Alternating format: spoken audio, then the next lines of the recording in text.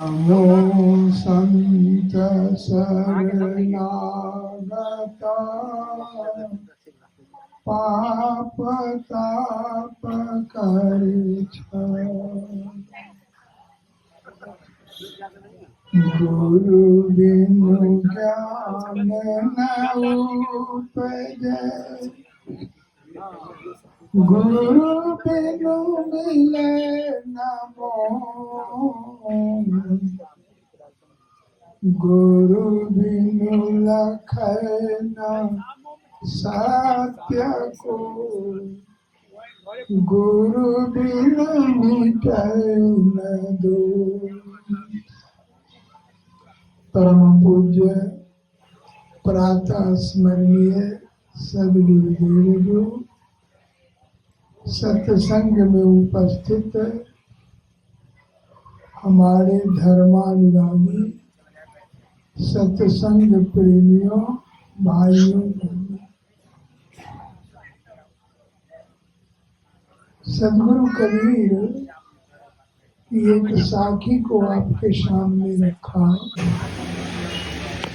तब तक वास्तविक ज्ञान जो है वह प्राप्त नहीं हो सकता जब तक गुरु के शरण में नहीं जाएंगे, तब तक मोक्ष की प्राप्ति नहीं होगी। गुरु बिनु मिटे न दोष। और जब तक गुरु के शरण में नहीं जाएंगे तो जाने अनजाने में जो हमसे कर्म हो गया है उससे मुक्ति नहीं मिलेगी। गुरु बिनु ज्ञान न उपजे गुरु बिनु मिले न मोक्ष गुरु बिनु लखै न सत्य को गुरु बिनु मिटे न दोष। ये चार चीज बिना गुरु का प्राप्त नहीं।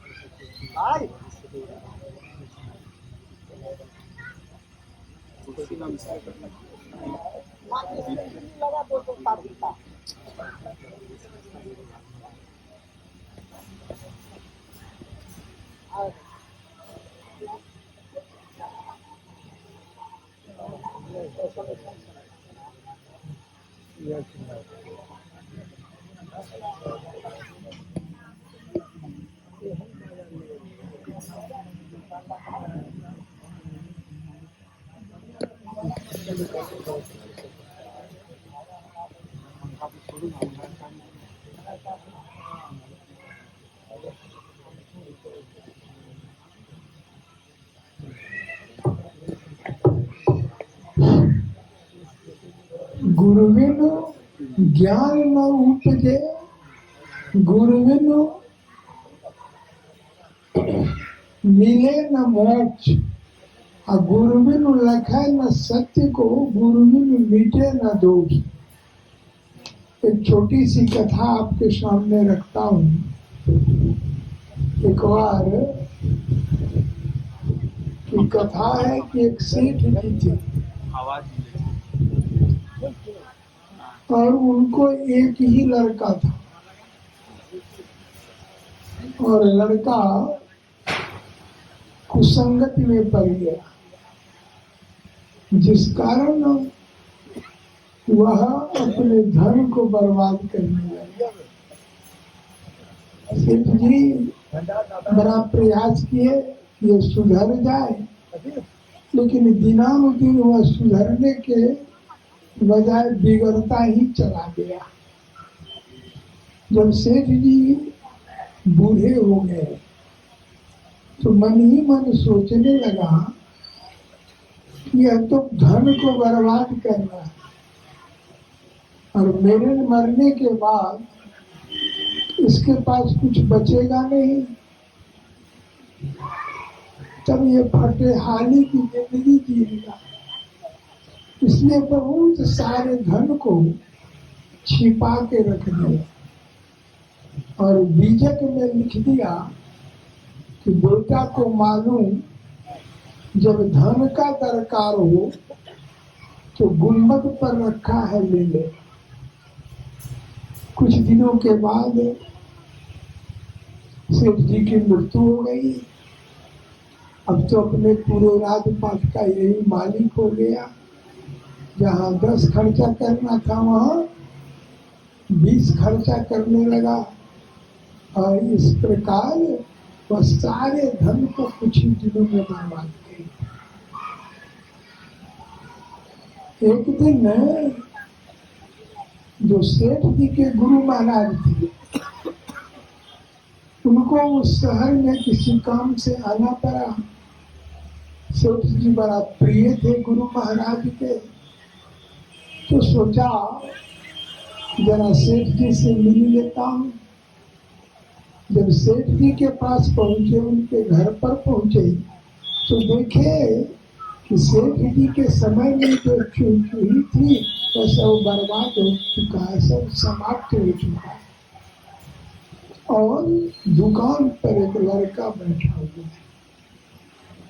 गुरु महाराज वहां पहुंचते हैं, कहते रहे सेठ जी का मकान था। काजी सरकार, सेठ जी कहाँ है? कहे उनकी तो मृत्यु हो गई। और तुम कौन हो? कहा सरकार मैं उन्हीं का अभागा लड़का हूँ, फतेहाल की जिंदगी जी रहा हूँ। कहा इतने धन क्या हो गया? कि सरकार अपने अभागेपन के कारण सबको बर्बाद कर दिया। कहा सेठ जी तो बहुत बड़े व्यक्ति थे, बहुत बड़े धनी थे, क्या कुछ धन को छिपा उपा के नहीं रखा? कहा सरकार जो भी धन था सबको मैं बर्बाद कर दिया, लेकिन एक जगह लिखा हुआ है बीजक में कि बेटा को मालूम कि धन का दरकार हो तो गुंबद पर रखा है, ले लिया। कहा देखा नहीं? कहा सरकार सारे गुंबद को तुड़वा दिया, कहीं एक टूटी हुई कौड़ी भी नहीं है। कहा बीजक मुझे दिखाओ। बीजक जो दिखाया तो गुरु महाराज ने कहा बहुत धन है, बहुत धन है, लेकिन यह धन का पता तुझे तब तक नहीं बताऊंगा जब तक तुम उस धन को जुगाने के लायक बन नहीं जाओगे। इसलिए तुमको मेरे साथ चलना होगा। और धन बर्बाद करने का, बर्बाद होने का 7 कारण है। मांस भखे मद पिए, वेश्या सो धन खाए, जुआ खेल चोरी करे, अंत समीरा जाए। अगर कोई व्यक्ति हिंसा करके जो भोजन प्राप्त होता है, अगर वह भोजन करता है तो उसकी वृत्ति, उसकी मनोवृत्ति हो जाती है तामसी, और जिस कारण वह दुख भोगने लगता है। दूसरा है कोई मांस मछली छोड़ दिया खाना, तो कहा सरकार अब तो मांस मछली खाना छोड़ दिया, अब तो हमको दुख नहीं पड़ेगा। कहा नहीं, मांस भके मद पिए। मद का मतलब होता है नशा सेवन करना, और नशा 5 तरह के होते हैं। वैसे तो कहने के लिए सब नशा है, लेकिन सदगुरु कबीर ने 5 नशा की चर्चा किया है। भांग, तंबाकू, छूतरा, आंपू और शराब। कौन करेगा बंदगी, ये तो हुआ खराब। भांग खाना, भांग पीना, भांग तंबाकू खाना, और तंबाकू से बने हुए जो भी पदार्थ है उसका सेवन करना। भांग, तंबाकू, छूतरा, गांजा। और गांजा से जब नशा नहीं आता है तो धतूर के बिया को चूर के उसमें मिला के तब गांजा पीते हैं, तो हो जाता है छूतरा। भांग, तंबाकू, छूतरा, आंपू, हफीम और शराब, तो 5 तरह के नशा है। इस 5 तरह के नशा में एक भी नशा आप पे है तो फिर सुख शांति नहीं है, क्योंकि जब उसका साइड इफेक्ट होता है तो मनुष्य एक जगह अस्थिर से नहीं रह सकता, कोई काम करने में उसको मन नहीं लगता, और सदा बेचैन रहता है। इसलिए सदगुरु कवि ने कहा कि नशा सेवन छोड़ो। तीसरा, मांस भर के मद पिए, वेश्या सौधन का, जो अपने चाल चलन को खराब रखता है, गलत जगह से उसका संबंध होता है, गलत ढंग से अपने चरित्र को बर्बाद करता है, इसको कहा जाता है वेश्यावृत्ति। व्यभिचार, जितने तरह के व्यभिचार हैं वह सब वेश्यावृत्ति में है। मांस भर के मद पिए, वेश्या सौधन खाए, जुआ खेल चोरी करे, अंत समय। अब इसके अलावा दो और दुर्गुण है। वह दुर्गुण है कटुवाणी और झूठ की खेती करना। सदगुरु कबीर ने कहा कि ये 7 तरह के जो दुर्गुण है वह मनुष्य को अशांति देती है, दुख देता है, कलह देता है, कष्ट देता है। इसलिए सदगुरु कबीर ने कहा कि साते सतकरी बाचा जान, आत्म राम ले पहचान, छुट जाए संशय मिट जाए दुख, शून्य सरोवर पानी सुख। तो 7 दुर्गुण को आप अगर छोड़ दें तो आप जहाँ कहीं भी होंगे, घर में होंगे, देश में होंगे, विदेश में होंगे, कहीं भी होंगे, आप सुख और शांति को प्राप्त करेंगे। तो सेठ जी के गुरु महाराज ने कहा कि वह धन का पता तुझे तब बताऊंगा जब ये 7 तरह के दुर्गुण तुम्हारा खत्म हो जाएगा, तब उस धन का पता तुझे बता देगा। इसलिए तुमको मेरे साथ चलना होगा। बेचारा फतेहाल की जिंदगी थी, सब तो बर्बादी हो चुका था, तैयार हो गया गुरु के साथ चलने। 1 बरस तक गुरु के शरण में रहा और गुरु धीरे धीरे उसके सारे दुर्गुण को खत्म कर दिया। इसके बाद 1 बरस पूर गया तो गुरु महाराज आए उसके घर और एक स्थान पर चिन्ह लगा दिया। और सुबह जब हुआ, 10 जब बजा तो कहा यहाँ खोदो, बहुत सारे धन मिलेंगे। जब खोदा तो बहुत धन मिला, बहुत धन मिला। उसमें भेद क्या था कि सेठ जी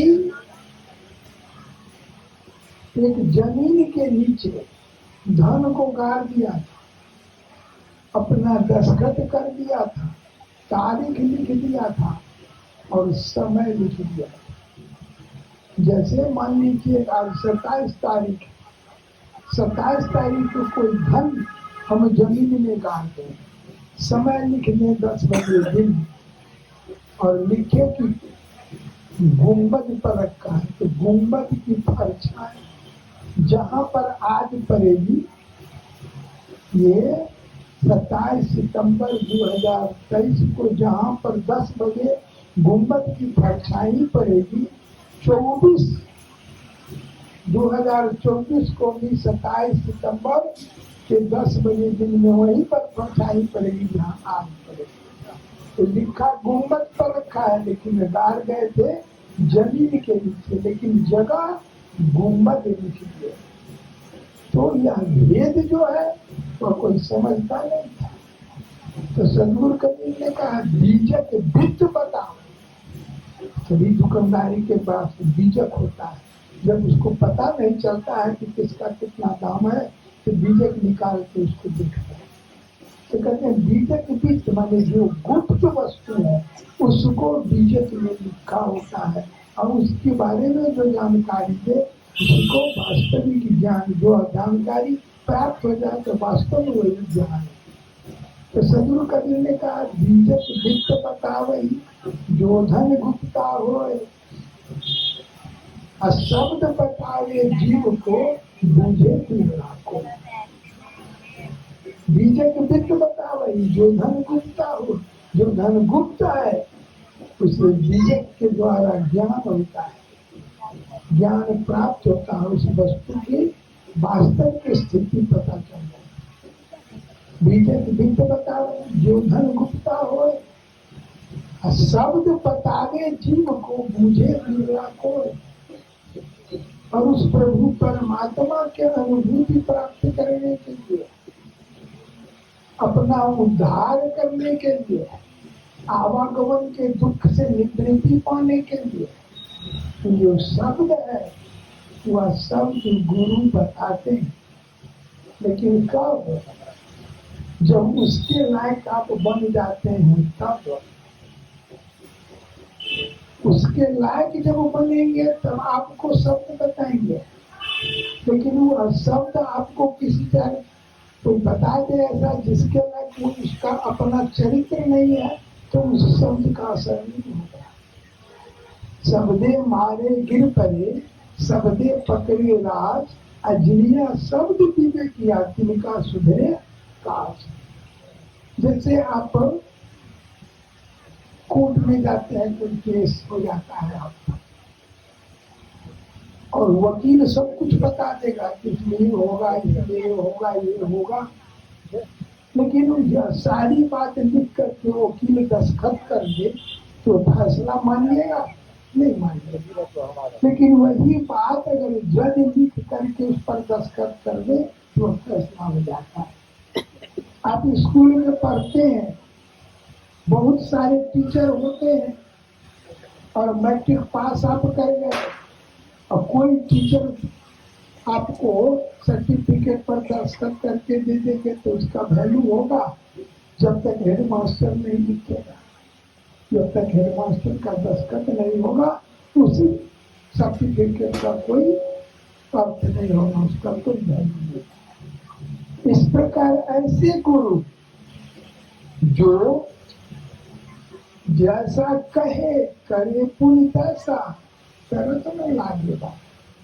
जिस शब्द के बारे में मैं आपको बताने जा रहा हूँ, उस शब्द के मुताबिक गुरु महाराज का चरित्र होना चाहिए, तभी उस शब्द का असर आपको होगा।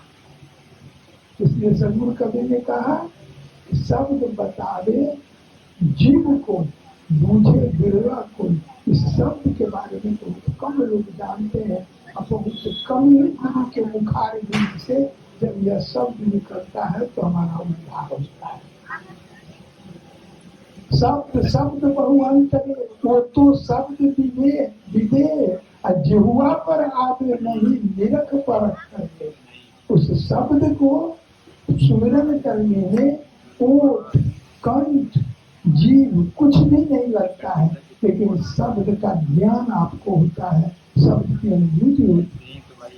इसलिए सदगुरु करना, ओठ कंठ हिले नहीं, जिह्वा ना ही उचार, और गुप्त नाम को जो भजे, गुप्त नाम को जो भजे सोई हंस हमार। वही वास्तव में उस प्रभु परमात्मा के जन है। और जब जन हो जाते हैं तो उनमें बहुत सारे गुण आ जाते हैं जो प्रभु परमात्मा में। सदगुरु कवि ने विवेक में बताया कि गुरु जो प्रभु परमात्मा के जन है, जो गुरु है, उनमें कौन कौन सा गुण होगा? तो कहते हैं विजय में शब्द में कि हरि जन हंस दसालिए डोले, निर्मल नाम चुन चुन बोली, मुक्ता हल चोट लुभाए, अमोर रहे हरि जस गामी। मान सरोवर तट के वासी, राम चरण चित अंत उदासी, कागा कुबुद्धि निकट नहीं आवे, अनिस दिन हंसा दर्शन पावे। नीर चीर का करे निवेरा, कहे कबीर सोई जन मेरा। जो हरि के जन हो जाते हैं, अर्थात साधु हो जाते हैं, अर्थात साधु हो और गुरु के पद पर बैठ जाए, उनमें इतना गुण होता है। कौन कौन सा गुण? तो हरिजन हंस दशा, वो जहाँ भी रहते हैं, घर में रहे, बाहर रहे, देश में रहे, विदेश में रहे, उनका चरित्र हंस के जैसा होता है। हंस में क्या गुण है? दूध और पानी के एक में मिला दीजिए और हंस के आगे में रख दीजिए, हंस चोंच डालेगा और सब दूध पिएगा, पानी छोड़ देगा। तो हरि के जन होते उनमें यही गुण होता है, वो कहीं भी रहते हैं, सद्गुण को ग्रहण कर लेते हैं और दुर्गुण को वही छोड़ देते। हरिजन हंस दशा लिए डोले, निर्मल नाम चिरचिर बोले। और वो नाम के लड़ाई में नहीं पड़ते। बहुत जगह जाता हूँ कबीरपंथी के सम्मेलन में, तो लिखा रहता है कि यहाँ राम का नाम नहीं ले सकते। बड़ा आश्चर्य होता है कि हर सत्संग में लिखा हुआ है राम के नाम नहीं ले सकते। कहीं सत्संग में जाइए, सतनाम कहिए तो कहेंगे नहीं नहीं हम राम कहेंगे, हम राधा कृष्ण कहेंगे, सतनाम नहीं कहेंगे। कोई राम कहता है नहीं कहेंगे, कोई सतनाम कहता है नहीं कहता है। इसका मतलब वो प्रभु परमात्मा को नहीं जाना है, नाम के चक्कर में पड़ा हुआ। कहते हैं हरिजन हंस दशालिए डोले, निर्मल नाम चुन चुन बोले। संसार में जितने भी नाम हैं वह सब उसी प्रभु परमात्मा के नाम। कबीर साहब ने स्पष्ट कर दिया, स्पष्ट कबीर साहब ने कहा नाम अनंत जो ब्रह्म का, उनका वार न पार, मन माने सो लीजिए कहे कबीर पुकार। नाम अनंत जो ब्रह्म का, संसार में कितने नाम है उसका कोई गिनती नहीं है, लेकिन नाम अनंत जो ब्रह्म का, जिनका वार न पार, अब मन माने सो लीजिए कहे कबीर पुकार। कबीर साहब पुकार के कहते हैं कि जिस नाम पर आपका विश्वास हो जाए, वही नाम से आप उस प्रभु परमात्मा को जान सकते हैं। तो किस नाम का? तो आप गुरु करते हैं और गुरु महाराज जो आपको नाम देते हैं वही आपके लिए असली नाम है और उसी से आपका पार घाट लग सकता है। तो कहते हैं कि हरिजन हंस दशा लिए डोले, निर्मल नाम चुन चुन। इस तरह के जो संत होते हैं, कहते हैं कागा कुबुद्धि निकट नहीं आवे और निस्दिन हंसा दर्शन पावे। कुबुद्धि रूपी कागा उनके पास नहीं होता है, नहीं आता है, और निस्दिन हंसा दर्शन पावे। दिन रात तो उसी प्रभु परमात्मा के दर्शन करते हैं। तो ऐसे गुरु के शरण में जब हम जाते हैं तो गुरु से नाम प्राप्त करते हैं और जीव का उद्धार हो जाता है। तो यह ज्ञान जो है गुरु बिन ज्ञान में उपजे, गुरु के बिना यह ज्ञान प्राप्त नहीं हो सकता। आगे कहते हैं गुरु बिन ज्ञान में उपजे, गुरु बिन मिले न मोह। अगर कोई बहुत बड़ा विद्वान हो जाए, सारे सब शास्त्र पुराण वेद का ज्ञातव्य हो जाए, लेकिन गुरु नहीं किया है तो गुरु के बिना उसका उद्धार नहीं हो सकता। वर्णन आता है सुखदेव ऋषि का। सुखदेव ऋषि की कथा है कि एक बार महादेव जी के घर नारद जी पहुंचे और संजोग ऐसा था कि महादेव जी वहां थे नहीं, केवल पार्वती। तो नारद जी के मन में संत तो संत होते हैं, संत तो संत होते हैं, वह चाहते रहते हैं कि कोई ऐसा उपाय करूं कि सबका उद्धार हो जाए। तो नारद जी सोचे कि महादेव जी की पत्नी, और महादेव जी अमर हैं, लेकिन इनकी पत्नी का उद्धार नहीं हो रहा। कोई ऐसा उपाय निकाले कि पार्वती जी भी उद्धार हो जाए, क्योंकि जो पत्नी होती है ना, उसका पति कितना भी बड़ा हो, कितना भी साधु हो जाए, उसको विश्वास ही नहीं होता कि हमारा पति इतना बड़ा योगी है, इतना बड़ा संत है, इतना है, पता है, उसको विश्वास ही नहीं होता। तो नारद जी सोचे कि ये पार्वती जी जो है तो कितने जन्म जन्मे, लेकिन अभी तक इनका उद्धार नहीं हुआ, उद्धार का उपाय बता दें। तो पहुंच गए नारद जी और पूछे कि हे पार्वती, महादेव जी आपको बहुत मानते हैं? तो कहा बहुत मानते हैं। आपसे कुछ छिपा के नहीं रखे? कुछ नहीं छिपा के रखे। तो कहा गर्दन में जो मुंड के माला पहने हुए इसके बारे में कुछ जानते हैं? पार्वती जी कह रहे इसके बारे में नहीं जानते। तो आप कहते हैं कुछ नहीं छिपा के रखे हुए। इतना करके नारद जी सचल कि उसके दिमाग में घुसा दिए कि जब ये मुंड के माला की कथा इनको मालूम होगा, ये समझ आएंगे कि हम कहाँ है, हमारी क्या दशा है। जब महादेव जी आए तो प्रत्येक दिन जिस प्रकार पार्वती उनका आगत भागत करती थी, पानी देती थी, भोजन का व्यवस्था करके, जो एक अच्छे पत्नी का जो स्वभाव होता है वैसा करते थे।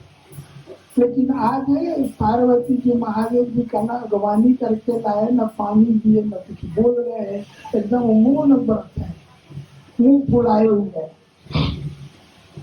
तो महादेव जी ने कहा कि आज तुमको क्या हो गया?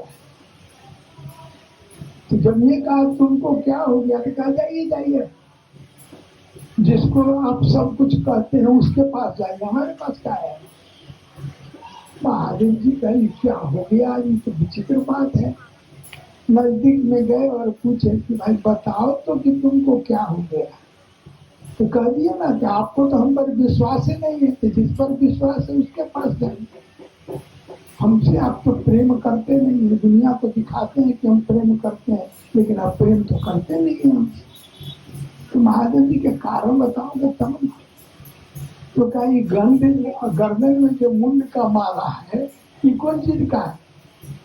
महादेव जी बुझ गए जरूर नारद आया होगा, वही जगह लगा के भागा। कहा जी नारद आया था? तो कहा नारद तो आया था।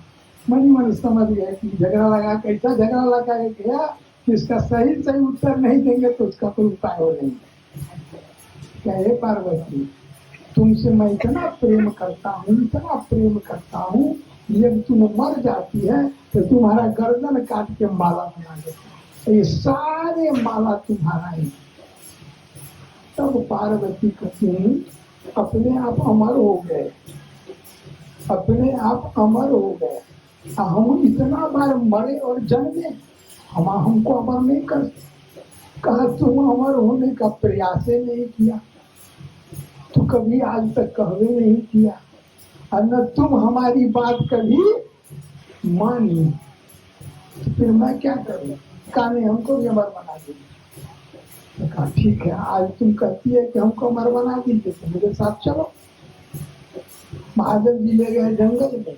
आप इतना घनघोर, इतनी आवाज दिए ताली की कि सब चिड़ै चुनमुनी सब जंगल छोड़ के भाग गए और एक पीपल के पेड़ के नीचे बैठ गए।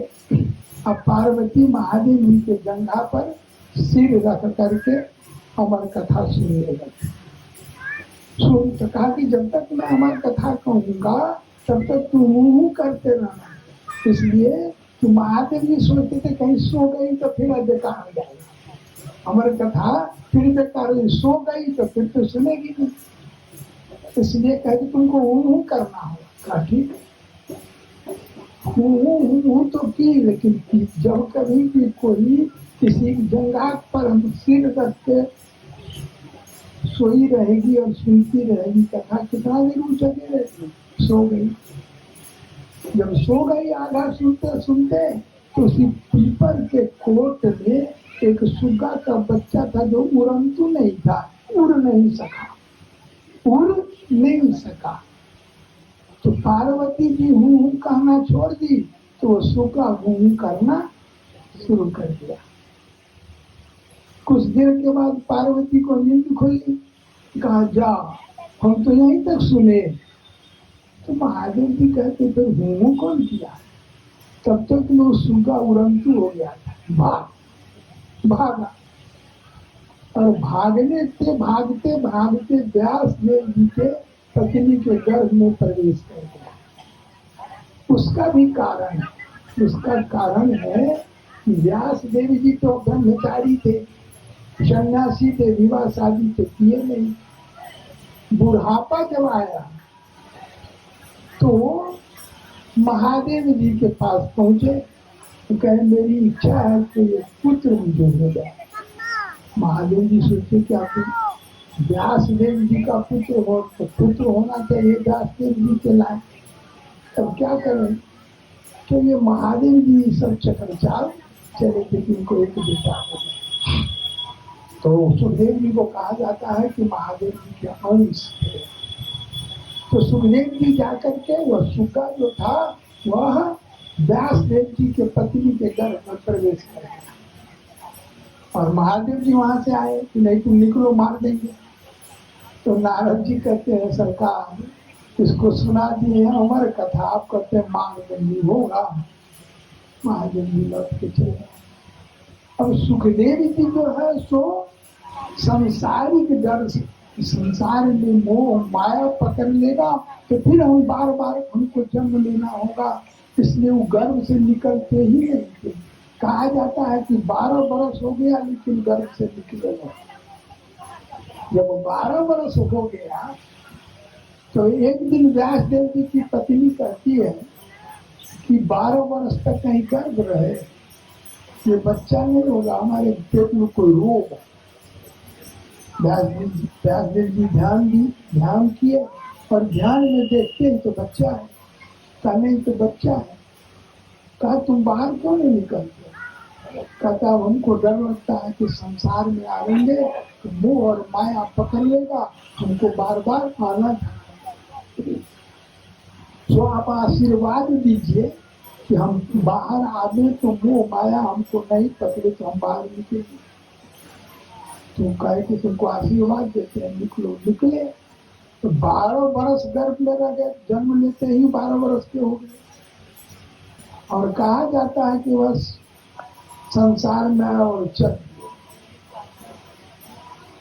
जाते जाते बैकुंठ पहुंच गए, लेकिन बैकुंठ से उनको लौटा दिया गया। वर्णन है, सदगुरु कबीर वर्णन करते हैं कि गर्भ जोगेश्वर सुखदेव गुरुबिन किन्हे हरि से, कहे कबीर पुकारी के बैकुंठ से फिर गए सुखदेव। जो सुखदेव गर्भ में ही जोगेश्वर हो गए, लेकिन गुरु के बिना पहुंच तो गए बैकुंठ, लेकिन बैकुंठ से लौट जाना पड़ा। जब लौट के आए तो व्यास देव जी से कहा कि मैं लौट गया। कहा क्यों। मैं गुरु नहीं किया। तो चले जाओ जनक विदेह को गुरु बना लो। जब जनक विदेह के पास गुरु बनाने के लिए गए तो जनक विदेह जो बैठे थे वहां अपनी पत्नी के जंघा पर सिर धर के बैठे हुए। यह जो देखा सुखदेव तो कहा ये हमको क्या, हमारा गुरु क्या होंगे, तो अपने मोह माया में पड़े हुए।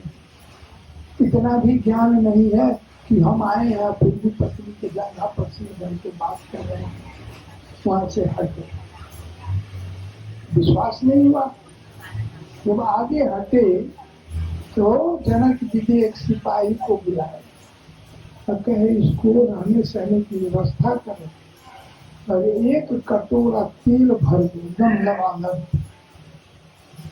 और इसके गर्दन पर तलवार रख दो और कह दो कि अगर इसमें से एक बूंद भी तेल गिरेगा तुम्हारा गर्दन सर से सिर जो है सो धड़ से अलग कर दिया जाएगा।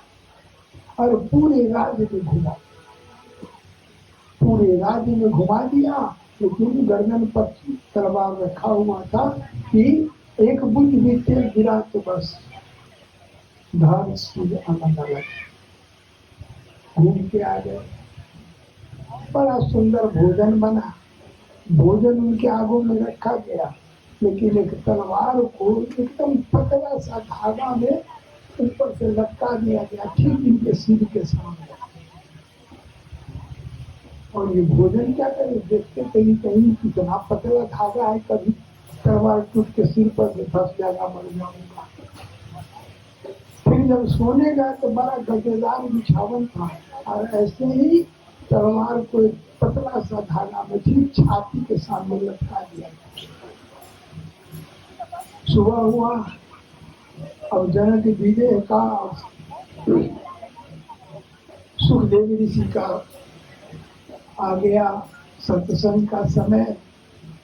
सुखदेव ऋषि से पूछते हैं जनक विजय, सुखदेव हमारे राज्य में घूमा का जी सरकार घूमे, क्या क्या देखा? कहा कुछ नहीं देखा। है? पूरे राज्य में घूमा और कुछ नहीं देखा? कहा कुछ नहीं देखा। क्यों? तो हमारा ध्यान तो उस तेल पर था, जो लबालब कटोरा तेल से भरा हुआ था, उसी पर ध्यान था कि एक भी बूंद कहीं गिर जाएगा तो गर्दन कट जाएगी। इसलिए उस ध्यान तेले पर था। सब तक घूमे लेकिन हमारा ध्यान हटता नहीं था तेल से, इसलिए चारों ओर घूमने के बाद भी कुछ नहीं देखा। का भोजन कैसा लगा?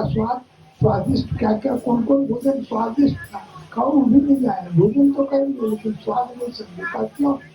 तो सिर पर तलवार लटक रहा, कहीं को धोखा हुआ, कहीं तलवार गिरेगा तो जय सीताराम हो जाएंगे, इसलिए जल्दी जल्दी भोजन कर लिया, कोई स्वाद नहीं समझा। कहा बिछावन तो बड़ा मुलायम था, खूब सोया होगा। निश्चित से कहा कि नहीं सरकार, सोए भी ये छाती के नजदीक वो तलवार लटक रहा था, और डर था कि कहीं टूट जाएगा, इसलिए भगवान टकटकी लगा के उसी तलवार को ही देखता है। सुखदेव, जिस प्रकार तुम सब कुछ देखते हुए कुछ नहीं देखा, भोजन करते हुए भोजन नहीं किया, आराम बिछावन पर तुम सोया नहीं, भर रात जगा रहे, इसी प्रकार तुम जो हमको देखा वह तुम संसार की तरफ तुम्हारा ध्यान चला गया, और मैं तो उस प्रभु परमात्मा में ध्यान लगाया था, दुनिया को कुछ दिखा रहा हूँ। तो अब सुखदेव ऋषि गुम हो गए, क्या कि तुम्हारा ध्यान संसार में था। लेकिन सुखदेव ऋषि कोई विश्वास नहीं हुआ, ये कह रहे हैं लेकिन जो कह रहे हैं सही कर रहे हैं, विश्वास नहीं हुआ। तब तक मैं जिस मरबा पर बैठ के सत्संग हो रहा था, उसी मरबा में आग लग गई। आग लगी और सुखदेव ऋषि के पास तो कुछ था ना, एक नंगौटी पहनते थे और एक नंगौटी हाथ में रखते थे, दूसरे दिन स्नान करेंगे तो दूसरा नंगौटी पहने, दोनों नंगौटी को पकड़ा और भाग। सुखदेव ऋषि को कहे जनक विजय, सुखदेव हमारा पूरा राज जल रहा है, मरवा जिस पर बैठे हैं जल रहा, हम बैठे और तुमको नंगौटी में मोह हो गया, दो नंगौटी लेके भाग गया, तो तुम संसारी है कि मैं संसारी हूँ? तब सुखदेव ऋषि को होश हुआ। तो सदगुरु कबीर ने वर्णन किया है कि गर्भ जुगेश्वर सुखदेव किन्हें जनक विदेही गुरु किया, जनक विदेही गुरु किया, कहे कबीर पुकार के पलट गए सुखदेव। जिसे बैकुंठ से सुखदेव लौट गया था तो फिर उलट करके बैकुंठ चला गया। तो सदगुरु कबीर कहते हैं गुरु बिनु ज्ञान न उपजे और गुरु बिनु मिले न मोक्ष। सुखदेव ऋषि को मोक्ष तब मिला जब गुरु के शरण में गए तब। तीसरे कहते हैं गुरु बिनु मिले न मोक्ष, गुरु बिनु लखा न सत्य को, और गुरु बिनु मिटे न दोष। जब तक गुरु नहीं मिलेंगे तब तक सत्य को भी आप प्राप्त नहीं कर सकते हैं, उस प्रभु परमात्मा की अनुभूति प्राप्त नहीं कर सकते। कथा है तुलसीदास जी, हम लोग सुनते हैं कि तुलसीदास जी जब जलाशय को जाते थे एक बबूल के पेड़ में जलाशय से लौटने के बाद जो लोटा में पानी रहता था वो बबूल के पेड़ में गिरा देते। ऐसा काम रोज करते।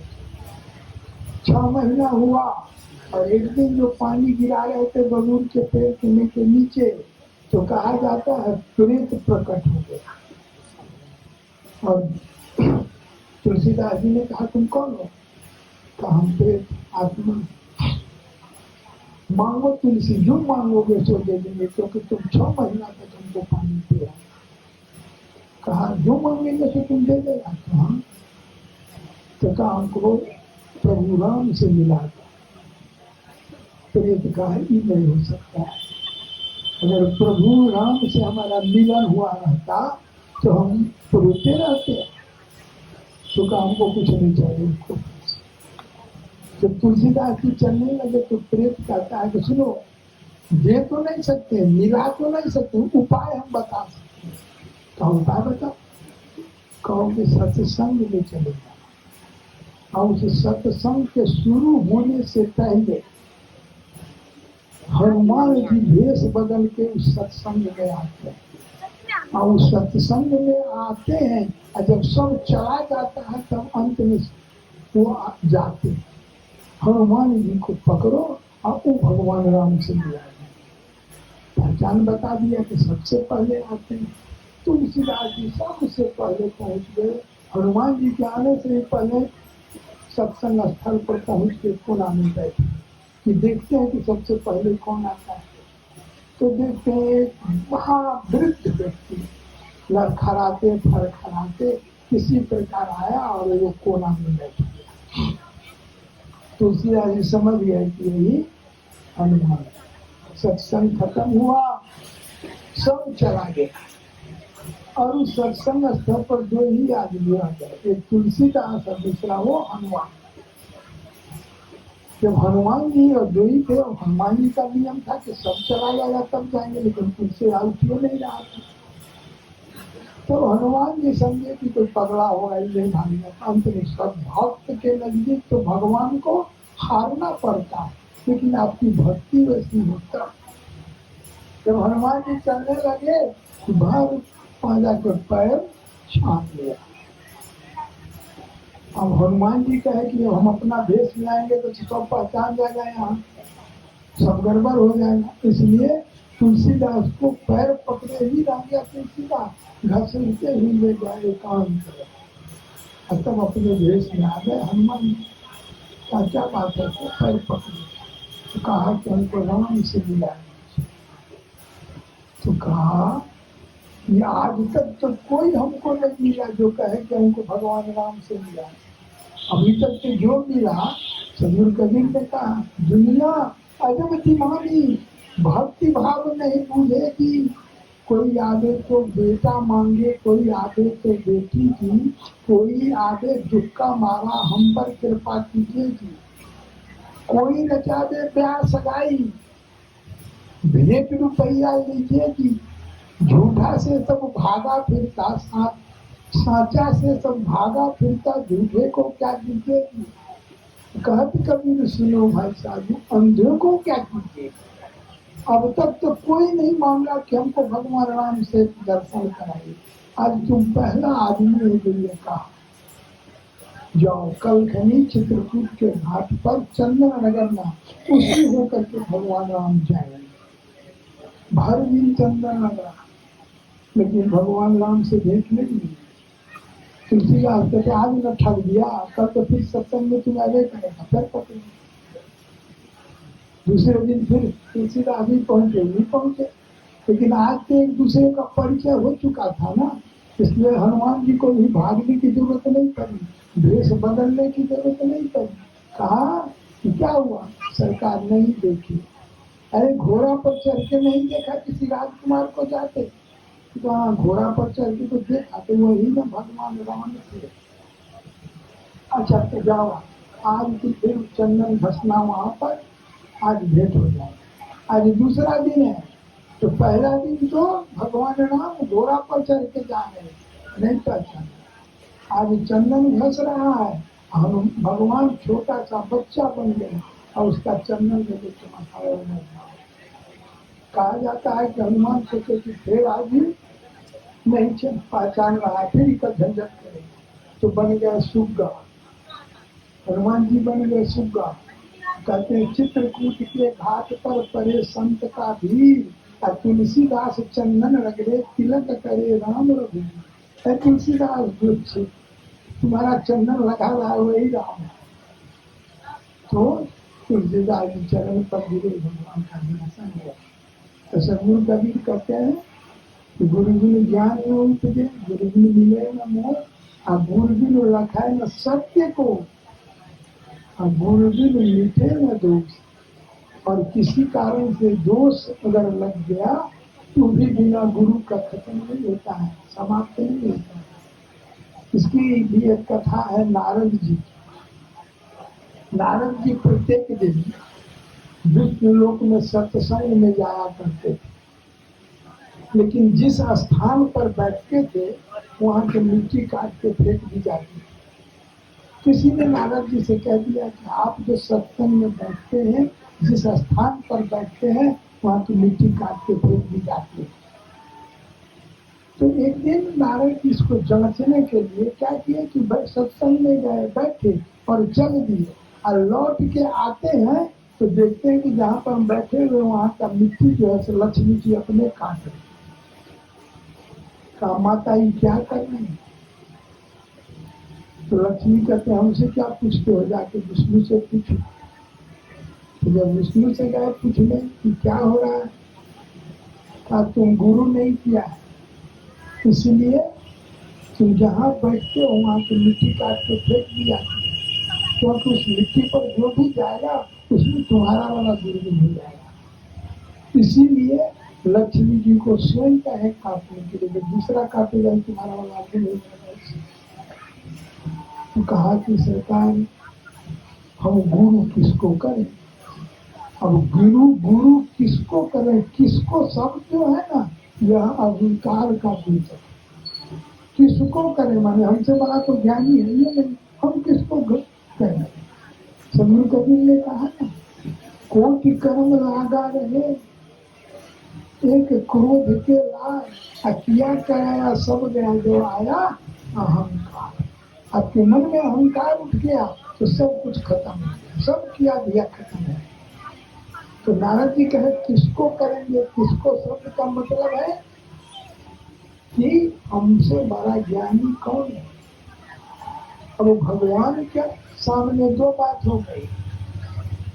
दो बात क्या हो गई? पहली बात तो हो गई कि नारद जी को गुरु मिलना चाहिए, और ये कहते हैं किसको करें, तो नारद जी से कोई ज्ञानी हो सो ही में इसका गुरु होना चाहिए, ज्ञानी गुरु होना चाहिए।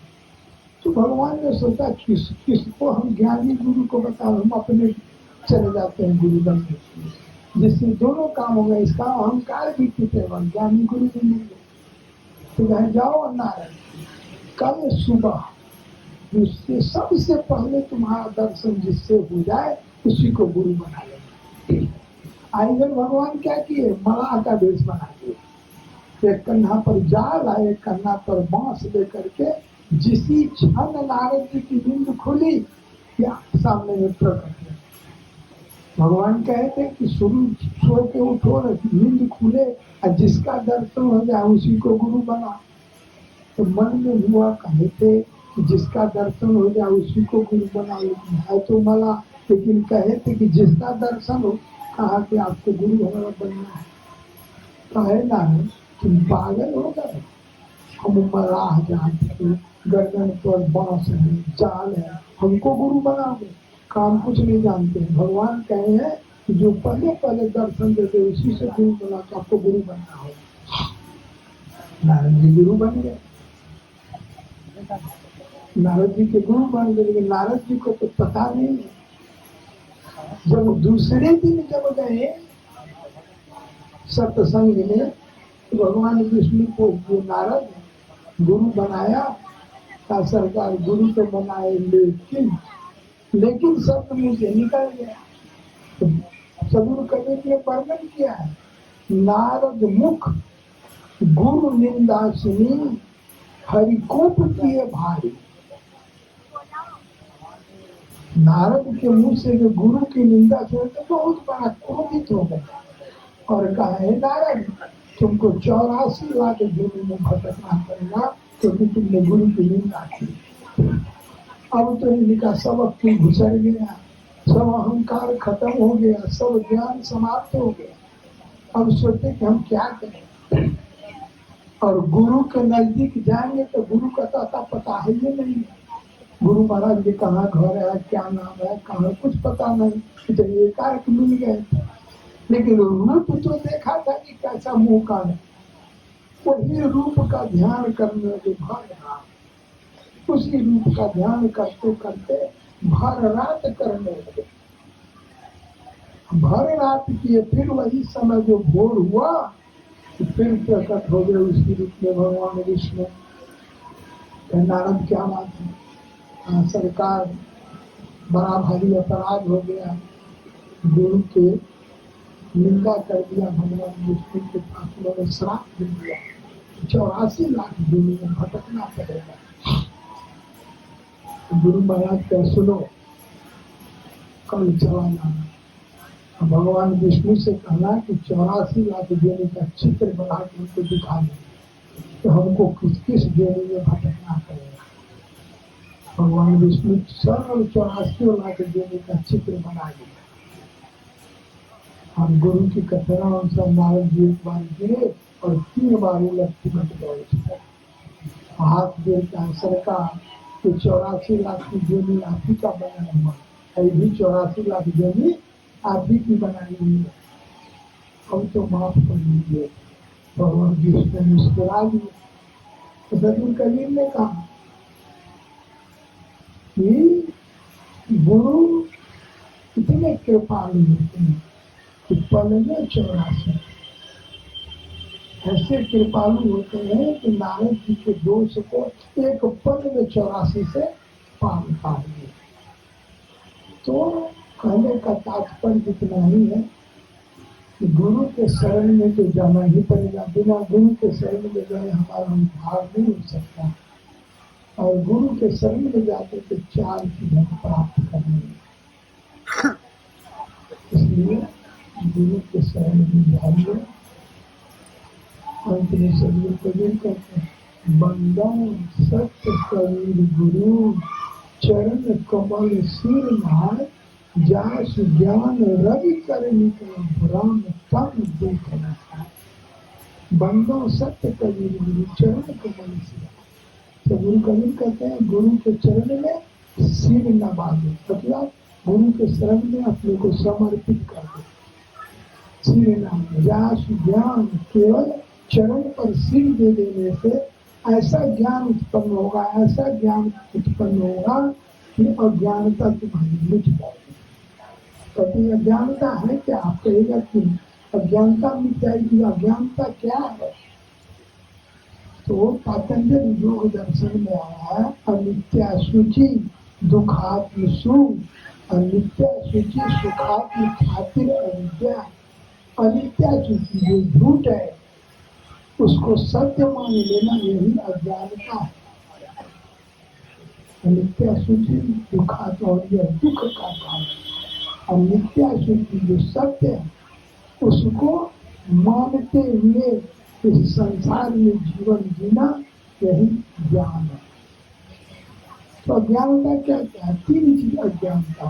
पहली अज्ञानता है कि हमारा शरीर है, हमारा शरीर है, इसी शरीर को आप सत्य मानते, जो एक न एक दिन समाप्त होगा।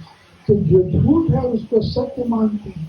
आत्मा सत्य है, उस आत्मा के लिए आप कोई प्रयास करने मुक्त मानना, तो कहते हैं अज्ञानता। दूसरी अज्ञानता क्या है? दूसरी अज्ञानता है कि जो है अपवित्र। कोई मांस खाता है, किसी जीव का हत्या होती है, उसके शरीर में क्या मिलता है? मांस, हड्डी, मज्जा, खून, बीज, मल, मूत्र। इसके अलावा उसके शरीर में कुछ नहीं होता है और सब अपवित्र है, फिर भी उसको आप खाते हैं तो यह अज्ञानता।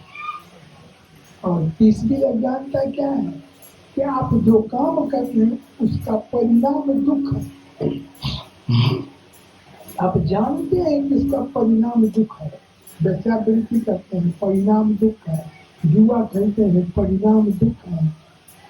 कटुवाणी बोलते हैं, परिणाम दुख है। और फिर भी उसी काम को कर रहे हैं। यह तीसरा अज्ञानता है। ये तीनों अज्ञानता तब समाप्त होता है जब हम गुरु के शरण में जाते हैं, गुरु के चरण में अपने को समर्पित कर देते हैं। इससे हमारा अज्ञानता मिटता, हम उद्धार हो जाते हैं। इतना ही करके वाणी को विराम देता हूँ। साधे